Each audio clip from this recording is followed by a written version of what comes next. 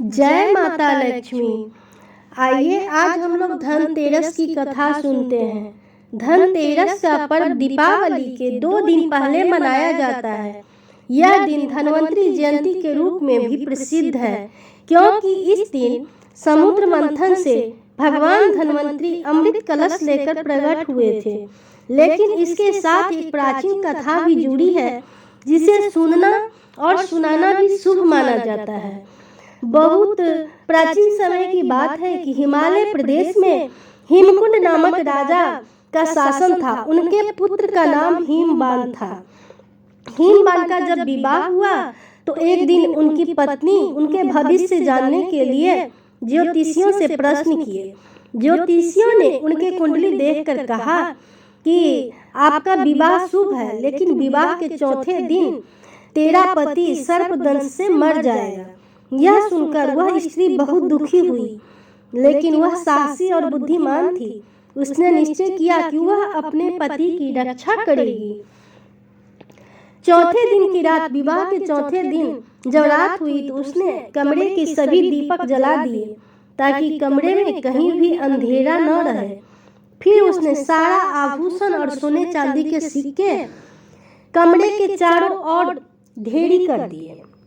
इसके बाद उसने दरवाजे पर गीत और भजन गाने शुरू किए, ताकि नींद न आए। जब यमराज ने सर्प के रूप में प्रवेश किया, नियत समय पर यमराज ने सर्प का रूप धारण कर कमरे में प्रवेश किया, लेकिन जैसे ही वह अंदर आए, उनकी आंखों में दीपकों की तेज रोशनी पड़ी। वह आगे बढ़ना चाह रहे थे, लेकिन सोने चांदी के सिक्कों के ढेर पर उसकी आंखें ठहर गई। तभी उसे वधू के मधुर भजन सुनाई दिए, जिसमें यम देवता की महिमा भी गाई जा रही थी। यह देखकर और सुनकर यमराज का हृदय पिघल गया। उन्होंने बिना कुछ कहे वहां से वापस जाने का निर्णय लिया। इस प्रकार उस स्त्री ने अपने पति की आयु बचा ली। तब से परंपरा बनी है कि उस दिन था कार्तिक त्रयोदशी। उसी दिन से यह परंपरा चली कि इस दिन घर के बाहर या द्वार पर दीप जलाया जाए। यह दीप यमराज के नाम का दीप कहा जाता है, जिसे यम दीप कहा जाता है। हम यमराज का सम्मान करते हैं और अपने परिवार की दीर्घायु की कामना करते हैं।